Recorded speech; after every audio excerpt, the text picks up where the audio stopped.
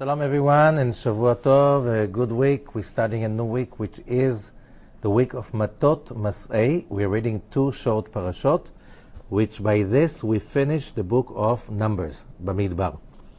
And what does it mean? The book of Bamidbar is basically the end of the main body of the Torah, the 5 books of Moses.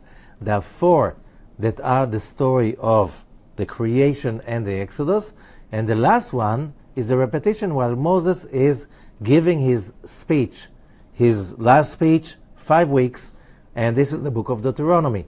So basically, we learn by this, that by this Shabbat, by this week, it's like we are completing our year, whatever we do this year, and from that time on, from the next week on, it's already countdown till Rosh Hashanah. So we have to prepare ourselves towards the new coming year. So everything will be done by this, and we'll see there's some signs for that now. And what is it about? The name of the parasha is Matot. Now what does it mean, Matot? Mate in Hebrew means a staff. So the name of the parasha is Matot, which means Moses, we are talking right now on chapter 30. In Bamidbar, in Numbers, chapter 30, verse 2, and it starts, Vaidaber Moshe, and Moses is talking to Rashi Matot, to the heads of the staffs, Matot, Livnei Israel, which means we are talking about the head of the tribes. So, and it starts to talk about Ish Keidor Neder, and there are the rules if someone makes a vow, okay? What does it mean? What do you do with a vow? And there's something like whoever is a woman should get uncomfortable reading that. If a woman is making a vow, if a man makes a vow, he has to fulfill it. He has to fulfill it, and whatever is on your mouth, you have to do. Which means you have to be really careful about what you're doing. And we know very well what does that mean, because a person that promises and doesn't do, he doesn't feel good about himself, and his friends and colleagues don't feel good about him. So we know how important it is. And also because when you make a vow, you create a vessel for some light and bliss to come in. When you don't fulfill the vow, why the word is to fulfill the vow? Because you create a vessel, you have to fulfill the vessel. When you have empty vessels, they kind of becoming an obstacle in a person's life. And we know, everybody knows that's why there's a Jewish tradition that whatever you say I'm going to do, you say bli neder. It's not a vow. What I mean? God help me, I'll do it. I have an intention. However, I don't know if I'm going to be able to do it. So making a vow is commitment. And commitment, we know people who fulfill their commitments, they feel much better about themselves, and other people feel much better about them. Because a commitment means you create a vessel, which means, what do I mean a commitment? What does it mean a vow? It means I wish, I want, I desire, I would like to have. That's a communication between the person and the light of the Creator. So, following up on the vow and on the commitment is what a human being is about. Is you have a wish, you have a dream, you have a desire, you have an aspiration, you say it, do it. Okay? Now, people who do that, they feel much better about themselves. No wonder. Why? Because their vessels are fulfilled. The word is to fulfill. So, and that's why whoever is spiritual knows, if you're not really sure you're going to be able to do it, so don't promise. However, if you promise and you do your best, you do your best. And what does it mean? You do your best, the Creator will do the rest of it. And that's why Rabbi Akiva says in Ethics of the Fathers, he says, Yagata umatzata tamin. You make the effort, you put in the sweat and the blood and the time and the energy, and you don't look backwards if it's already happening. God will fulfill your goal. That means A vow is a vessel to fulfill. And people have to understand it.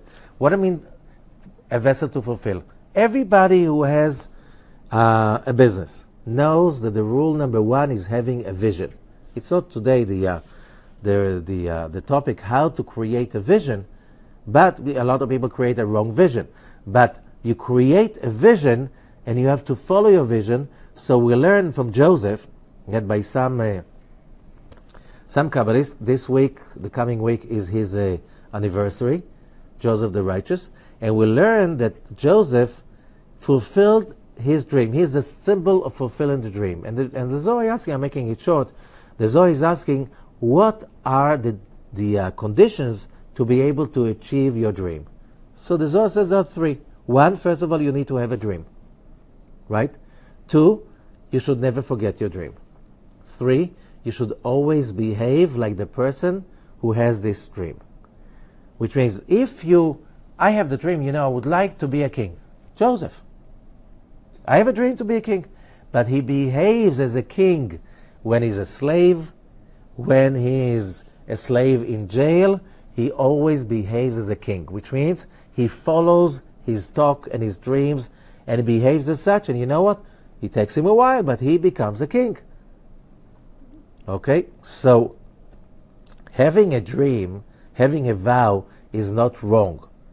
The question is having the right vow, which means having the right dream, and putting the effort. Because if you have the wrong dream, if the dream, I won't go into it right now, but if the dream is superficial, we spoke about it in previous parashot, if the dream is focusing on the wrappings and not on the content, it's like you want to have a beautiful spouse or you want to have a family. You want to have a soulmate. That's very simple. Like I want to have a beautiful spouse. That's stupid. I want to have an amazing companion for life. That's real. Okay? So you have to really, when you make a dream, when you have a vision, when you make a vow, is to ask yourself, am I connecting to the wrappings or am I connecting to the real goal? Am I connected to the to the goal or to the means? And that you have to go inside yourself in order to know what's the real thing and what's the nonsense that our society is so busy with nonsense. No wonder that so many people don't feel fulfilled. So, but it's something like troubling in the law of fulfilling vows. If a man makes a vow, he has to fulfill it. If a woman makes a vow, if she is with her father, she lives home, and her father hears that, he can annul the vow on the spot. She doesn't have to fulfill the vow. Why? Because her father nullified the vow. If she's married, her husband can nullify the vow. What do you mean? Women are not smart enough, they're not wise enough to be responsible for what they say. This is like, it's uncomfortable for a lot of people. Okay? So, and he says God will forgive her. I don't want to be forgiven if I'm a woman. If I have a goal and I have a vision, I want to say I'm going to do it, I'm going to do it. You know what? Between us, many times women are more trustworthy than men. There are a lot of men that are not as trustworthy as many women. It's like you can't say all men are trustworthy and women are not. What is this thing? So, and immediately after that, chapter 31, these are the law. It says, chapter 31, Nekom nikmad bnei Yisrael met hamidyanim. You should take the revenge of the Midianites. We spoke about it last week. It goes on. The story goes on. And here, they just make it. Last week, they made a census preparing Israel for the war. This week, they go to war. And they kill, as we said last week, 5 kings of Midian. 5 kings of Midian. What do I mean 5 kings of Midian? Every country or a nation, if they have a king, 1 king. Where do you hear about a nation with 5 kings? And it was not such a great nation, Midian. How big was it? What was the national growth product of Midian? They were like nomads. 5 kings. Okay. Why 5 kings? We spoke about it last week. Midian is the same letters of Medin, from judgment. Judgment is din. Din, you know, every Hebrew letter is also a number. Din means the number 64. 5 times 64, it gives us 320. What's special about 320? The Zohar explains to us, and Rabbi Isaac Luria and all the Kabbalists talk about it a lot. When Adam had committed the sin of Adam, he created a lot of judgment. This judgment is responsible for all the troubles of mankind, which means diseases, financial problems, sustenance, relationships, or you just name it. Every judgment, every hurt that human beings go through, that's coming from the sin of Adam. Oh, we added later on some other stuff, but you know, the atmosphere. Who started the business? That's Adam. How many judgment we are talking about? We're talking about the group. That's how the Zohar talks about it, but 320 judgments. What did we say? The 5 times judgment, the 5 kings of Midian, they symbolize the 5 judgments that make together all the judgments of the sin of Adam, which means all the pain and negativity of mankind. So in Parashat Pinchas we said, you have to be an enemy of these Midianites, and here you have to revenge. How do you revenge against judgment? We'll talk about it, but we spoke about it in the last few parashot, by the way of activating your own judgment. What do you mean your own judgment? When judgment arouses, don't think it's new. It's something that started long time ago. It's judgment that started from Adam, or started with your past incarnation, some who knows how long ago, or it started like 2 weeks ago. We have no idea, but it's never a judgment, just no one that came up out of the blue. Okay? So when that arouses, it's like it's an opportunity to pay a bill. Right? On one hand, if you pay the bill, it means that you don't owe anymore. That means that the bill is not getting interest anymore. And it means that that is open, that your account is open because you don't have a lien on your account. So that's an opportunity. So never look at the judgment that appears in your life as a trouble. It's not a trouble. What is a spiritual person? We learn, the Zohar says, the one who knows how to turn bitterness into sweet. How to turn a trouble into an opportunity. Okay? Everybody in the business world knows that these people who know how to turn a trouble into opportunity, everybody wants to work with them. Why? They're easygoing. They have a good luck. Why? They know how this world ticks. Okay? So, for us, why is it? Because every time there's a trouble, I don't have to find whose fault it is. A lot of people, whose fault it is. Who cares whose fault it is? The moment the judgment arouses and you feel bitter, sore, negative, upset, painful, whatever bad name you give it, what should you do? That's yours to deal with. How do you deal with it? Take a revenge. How? Activate your own judgment. As we said, remember the stop sign, it's red. Judgment. Stop. You came to the intersection. A judgment arouses, you feel horrible, you feel betrayed, you feel hurt, there was injustice done to you. Doesn't matter. The feeling, the situation is focused on one thing. How do you feel about it? You know, some people will feel depressed. Some people will feel angry. Some people will feel bitter. Some people will feel upset or tired. You know, there's all kinds of. Why different people react differently to the same trouble? Because they have to fix a different kind of judgment. Very simple. So there's no objective, there's only personal, individual. It's all personal. Everything is personal. So instead of looking whose fault it is, focus on the judgment, on the emotion, and realize that this is your enemy. Put yourself into a stop sign, which means stop all the way. And then clear the intersection. How? Focus on your vision. What is that you want to feel like?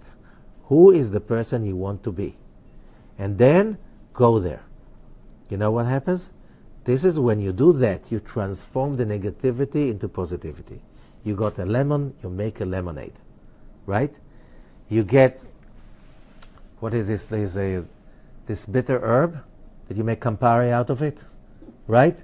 So how come you can take the most bitter, sour stuff and you can make a delicatessen out of it, right? Some people suffer, some people make a delicatessen and they sell it very expensive. They make it something special, luxurious. This is what you want to be. Because this world was created for us to create light out of darkness. That's it. Okay, so, you know what's the biggest revenge against judgment?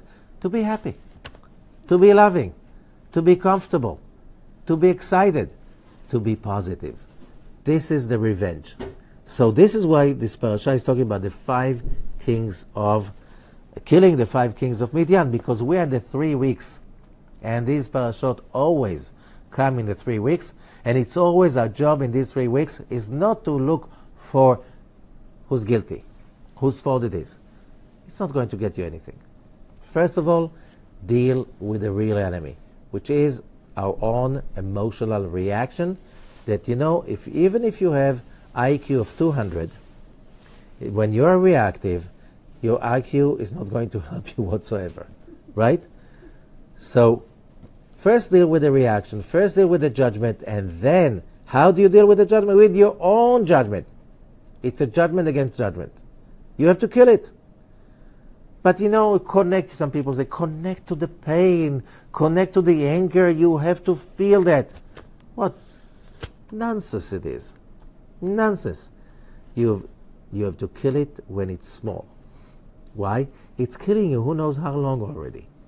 The moment it awakens, just kill it. And as I said, do not park. You know, a stop sign is not a parking sign.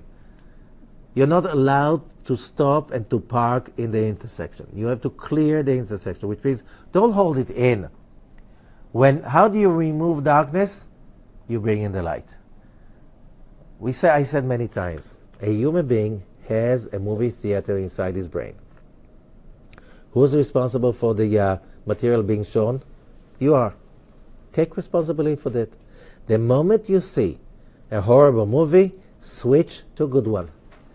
Switch to a movie that contains your vision, your excitement about your future, how it's going to feel, and again, who is the person you want to be. And make a wish, make a vow in that moment. This is who I want to be. You know what? When you show this movie, what happens to your negativity?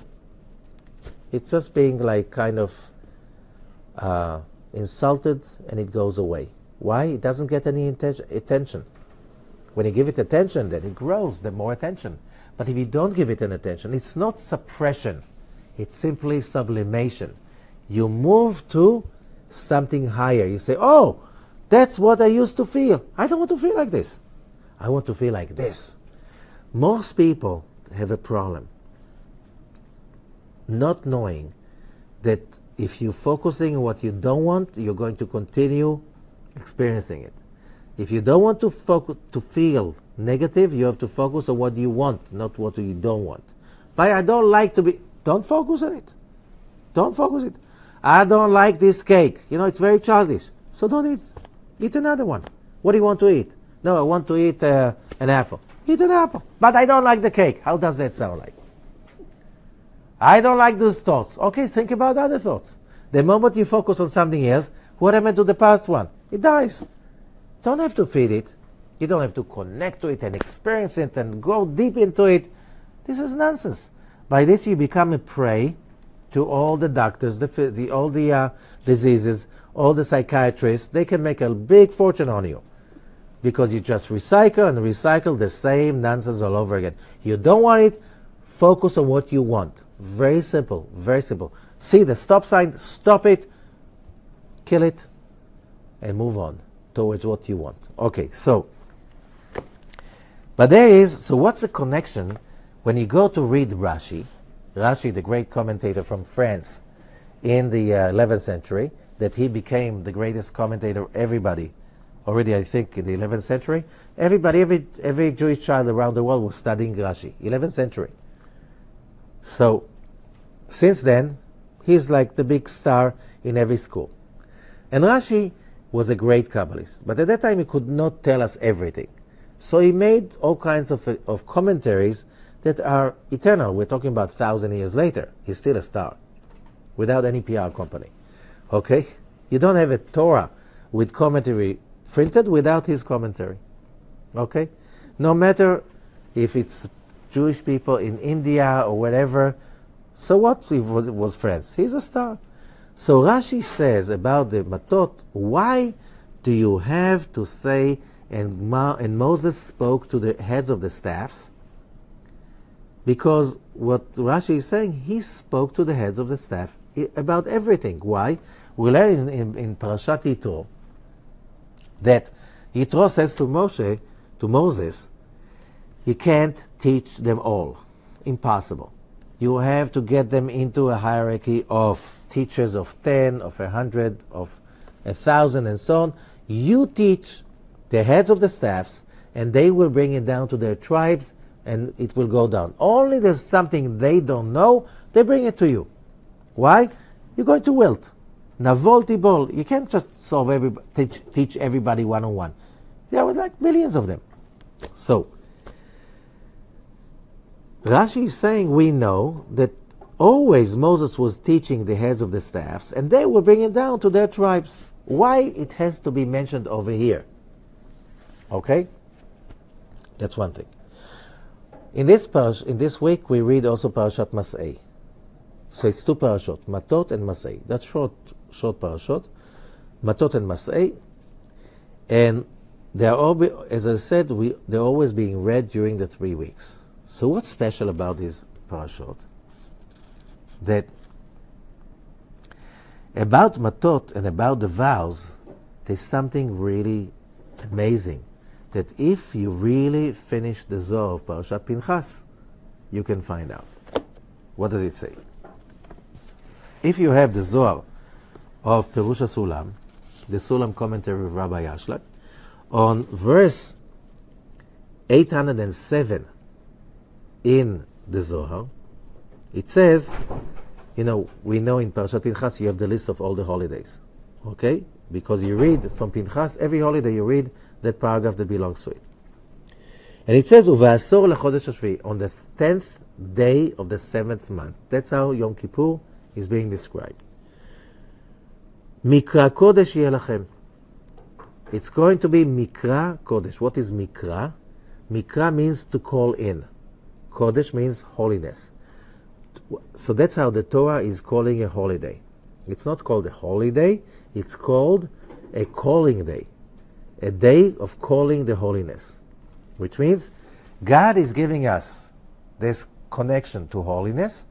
We can call it in by our actions. Every holiday has its own actions that you have to do to call it in. Why do you have to call it in? Very simple. Let's say a very dear friend of yours is calling you. If you don't have your phone on, you cannot receive the call, right? You have to have a phone, and you have to have it on. And you have also to push the answer button. That's called Mikra Kodesh. You have to call it in. So, how you call it in? On Rosh Hashanah, shofar, and the tefillot and the prayers. On Yom Kippur, it's a fasting and the prayers. On Sukkot, you have a sukkah, lulav, etrog. That's how you call it in. On Pesach, you have the Haggadah and the Seder plate. Every holiday has Mikra Kodesh. How do you call it in? What's the device? You have to have a consciousness. What is that you're calling in? But what is that I have to do in order to bring it into this world? The same way that people need a device to get a phone call. By the way, do you see the phone call traveling through the air? No. You need something that reveals that phone call. It's called a phone. Okay? So the same thing you have for the holidays. You need a device to bring it in.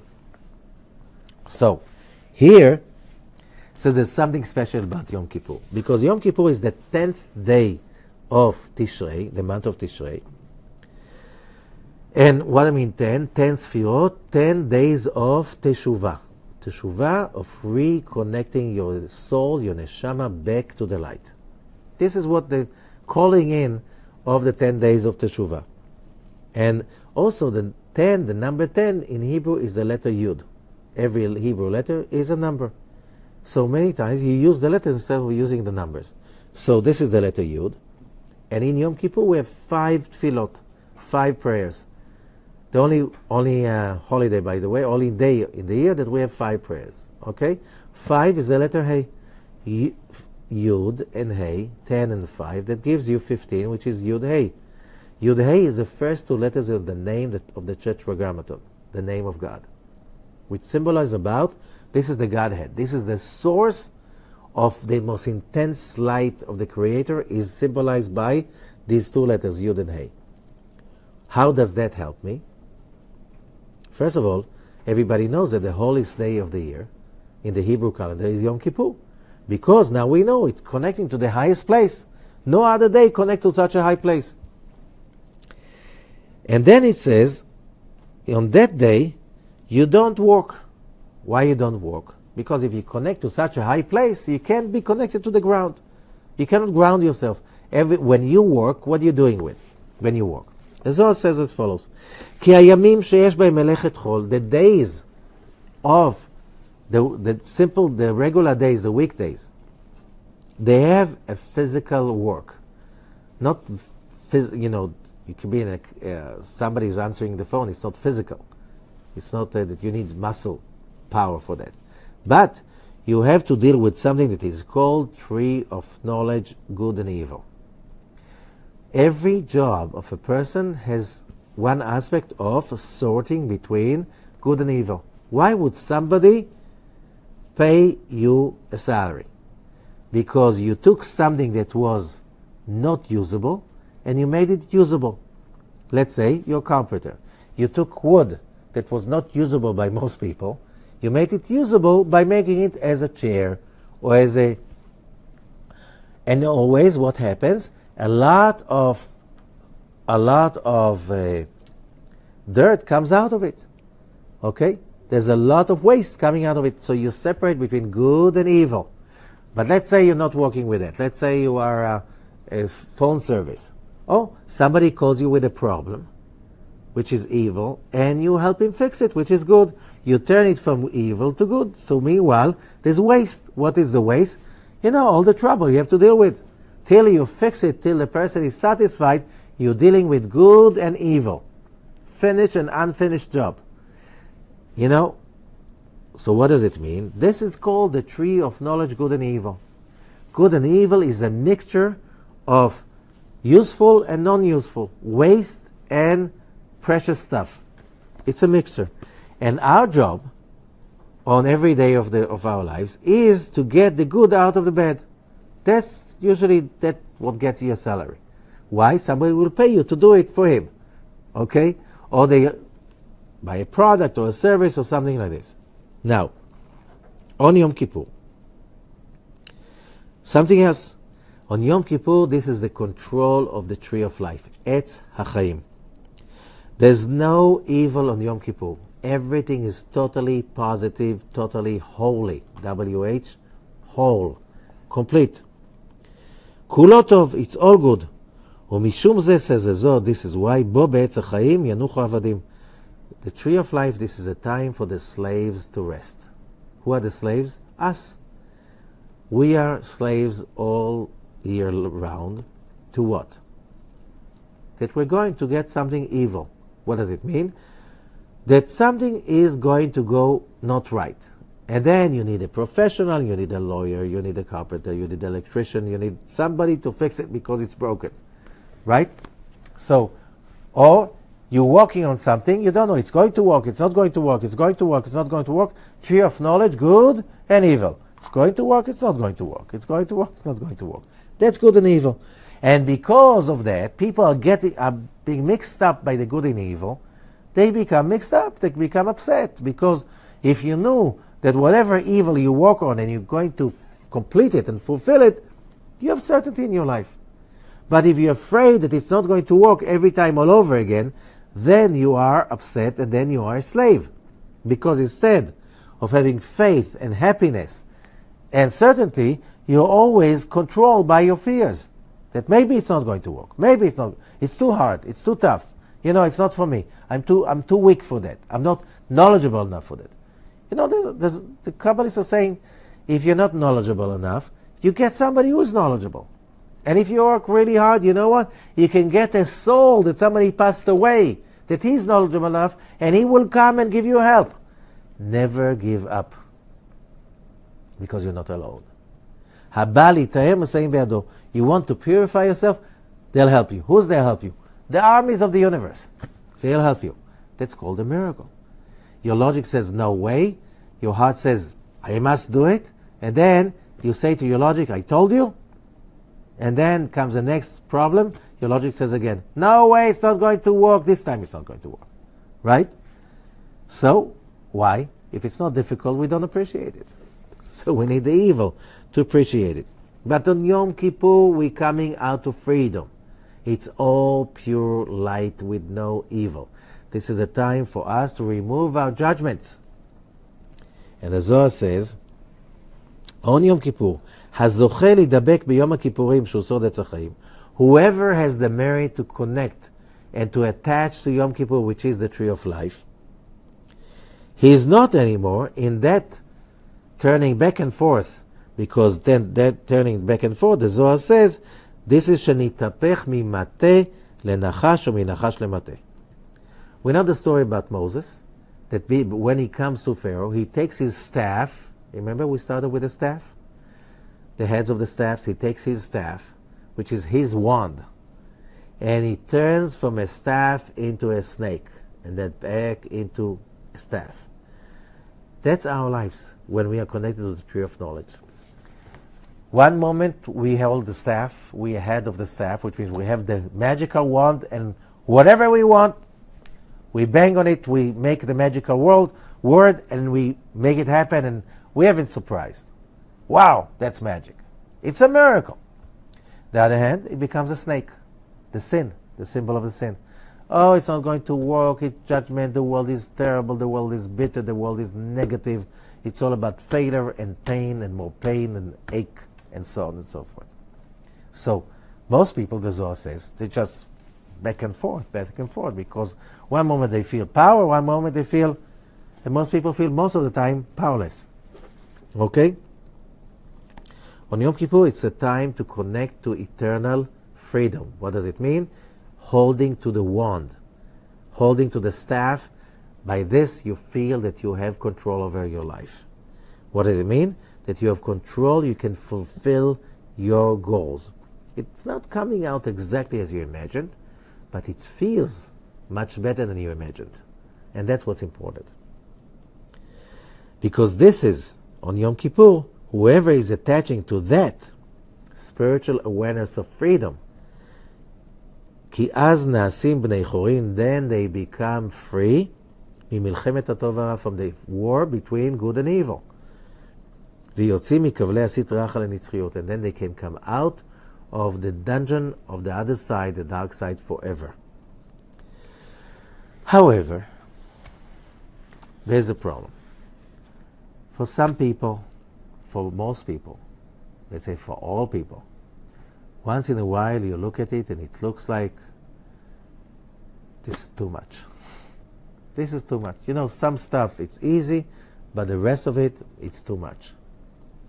And you're very smart when you are in the neshama, when you're a soul, up there in heaven, and God shows you, that's how your life is going to be. Do you want to go in? Yeah, of course, you such a, from there, we do it also in our everyday life. You sign up for a special course of training. Oh, that would be tough, but I need it. Then during the course, you say, what was I thinking? What was I thinking? I want home. I didn't think it's going to be that terrible and hard and, the sweating. Leave me alone. Yeah, you sign up. You can't get out. You can't get a leave out of it. You're committed. You have to go through it. You know what I'm saying? Right? Now, that's a bigger course than we thought. When we have heaven, we said to the light, we don't want bread of shame, we want to be our own creators. You want to create the light out of darkness. Isn't that exciting? We were very excited. Now we're here doing it.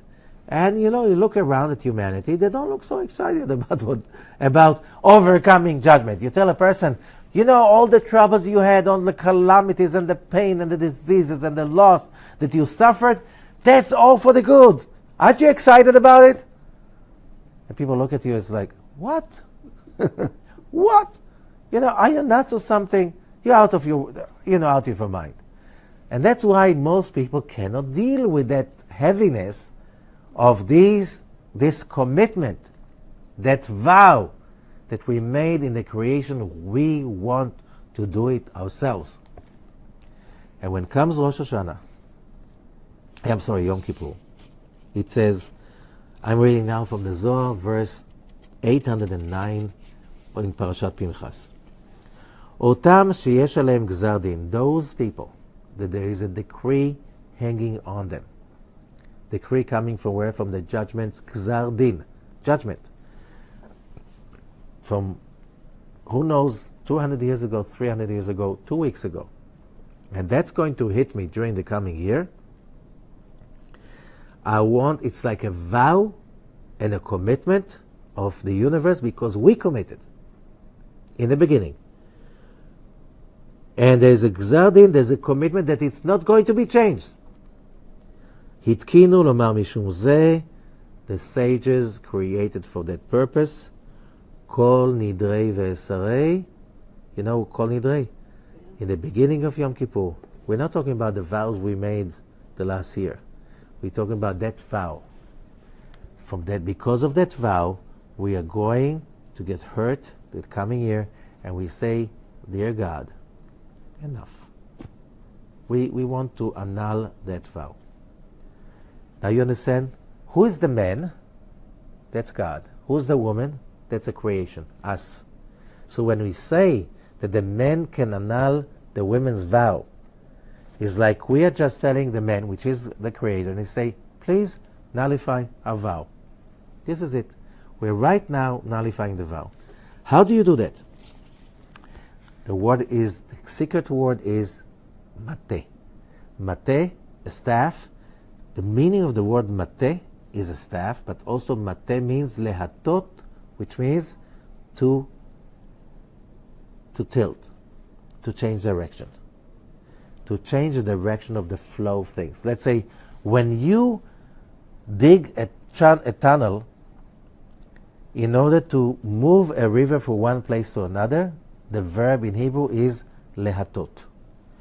When there's a judgment and the jury has to decide, and the majority decide to acquit the person, that's called also acharei rabim lehatot, the same verb. The same verb is being used to divert, to transform, and to change.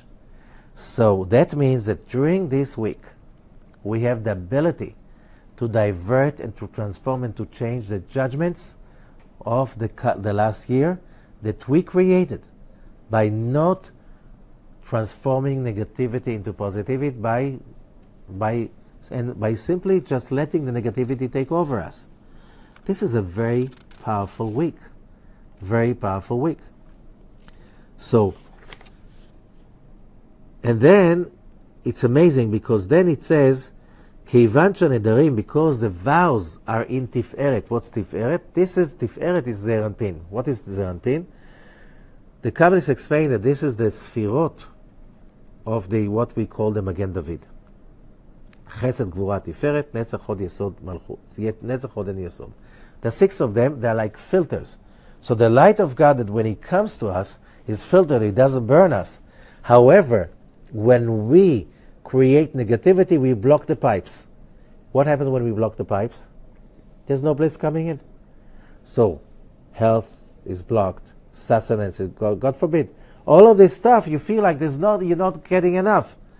Who blocked it? Yourself. With your judgments, you create burning of the pipes. You block them with negativity. How do you remove that? Doing tshuva. be changing your state of mind. But here on Yom Kippur, we have the ability to go even beyond that. In the Talmud, talking about these nedarim, about these vows, there's a very weird expression in Masechet Chagiga. Okay? In the Mishnah. And it says, Heter nedarim porchim ba'avir. The nullify of vows that are flying up in the air. What? Well, flying up in the air. Did you see vows flying up in the air? He says, no, we have to understand that the air is the element. We are earth. The element that connects us to the upper worlds, Tiferet, those 6 Sefirot of the Magen David, that's called the element of air, which is in the in-between. And that's where the nedarim are. It's like it's in the funnel on the way to hit the person. So what do you do? How do you connect to it? So on Erev Yom Kippur, as the holiday is coming in, they take all the Torahs out of the ark. And they take the Torah around the Beit HaKnesset, around the synagogue. And everybody's kissing and hugging the Torahs. And then they stand with the Torahs next to the Chazan. And he sings with everybody the Kol Nidrei V'Esrei, while the Torahs are around him. Because what takes you up in the air, those are the Sefer Torah, the Torah scrolls. They take us to that level every time we read the Torah. That's a tree of life. So, what I mean, Heter Nedarim, those vows, those judgments that are right now on the air, it's like a missile coming at you. On Yom Kippur, we can fly up like Iron Dome. You fly up and you kill it up in the air before it hits you. That's the original Iron Dome. Kol Nidrei on Yom Kippur. On this week, we read the ability to nullify the vows. Why? Because this is the time we can divert the judgments that are still there in this year. We have the power. Why? It's the 3 weeks of judgments. It's time to divert them. How to divert them? Focusing on the positive, focusing on the spiritual. Having dreams that are positive and get more excited about the dreams you have than about the calamities you experienced. You know, how many people really get excited about the troubles they have? How do you know they're excited? They tell you with so much passion. They're so convinced with their trouble. They're excited about it. It's like an ownership they have about it. You say, oh, your trouble, it's very easy to get rid of it. People say, yo, no way. Why no way? You should ask, how? Tell me how. We all have those moments that we have a problem for every solution. We have to focus on the solution and not on the problem. As long as you focus on the problem, you're going to stay with the problem. As long as you focus on the light, you stay with the light. You focus on the darkness, you stay with the darkness.